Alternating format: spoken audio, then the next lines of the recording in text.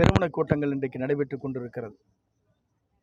குறிப்பாக இந்த தெருமுனை கூட்டத்தின் நோக்கம், இந்த அரசு பல்வேறு சாதனைகளை செய்திருப்பதாக குறிப்பிடப்பட்டிருக்கிறது. பேருந்துகள் இலவசமாக வழங்கப்படுகிறது என்று சொன்னாலும் கூட குறைந்த பேருந்துகள் தான் இயக்கப்படுகிறது. நம்முடைய ஆட்சி காலத்தில் இயக்கப்பட்ட அனைத்து பேருந்துகளும் அதிலே 50% பேருந்துகள் மட்டும்தான் இயக்கப்பட்டு வருகிறது. அதேபோல் நம்முடைய ஆட்சி காலத்தில் எல்கேஜி யூகேஜி வகுப்பறைகள் நாம் கொண்டு வந்தோம். அதையும் இந்த ஆட்சி காலத்திலே நிறுத்தப்பட்டிருக்கிறது.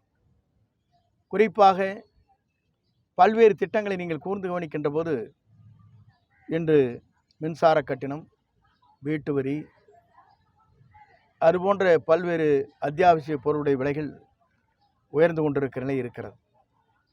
சட்ட ஒழுங்கு தமிழ்நாட்டில் சரியான முறையிலே சீர் செய்து கொண்டிருக்க வேண்டும் என்று நாங்கள் வேண்டுகோள் வைத்தாலும் கூட அதை இன்று வரையிலும் சட்ட ஒழுங்கு சரியான முறையிலே இல்லை என்ற கருத்துக்கள் மக்களிடத்திலே நிலவி வருகிறது.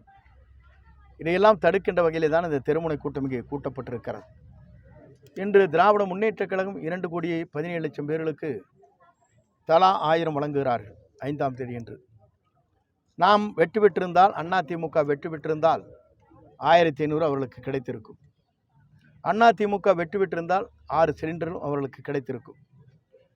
அதேபோல அனைத்து இந்திய அண்ணா திராவிட முன்னேற்றக் கழகம் இன்னும் பல்வேறு திட்டங்களை தமிழ்நாட்டில் நிறைவேறுவதற்கு 7.5% இடஒதுக்கீடுகள், மருத்துவர் வரலாறு, பல்வேறு வரலாற்றை படைத்தோம். ஆகவே அந்த வரலாற்றை படைப்பதற்கு தாய்மார்களாக இருக்கின்ற அவரிடத்திலே நாங்கள் வைத்த வேண்டுகோள், மீண்டும் தமிழகத்திலே இதயம் புரட்சித் தலைவர் எம்ஜிஆர், இதயம் புரட்சித் தலைவர் அம்மாவுடைய நல்லாட்சி 2026 நாம் அனைவரும் தொண்டர்களாக இருந்து நிறைவேற்றி வெற்றி பெற வேண்டும் என்ற வேண்டுகோளை மக்களிடத்தில் எடுத்துச் சொல்லப்பட்டிருக்கிறது. 2026 என்பது ஒரு திருப்புமுனை உருவாக்குகிற நாளாக அந்த நாள் அமையும்.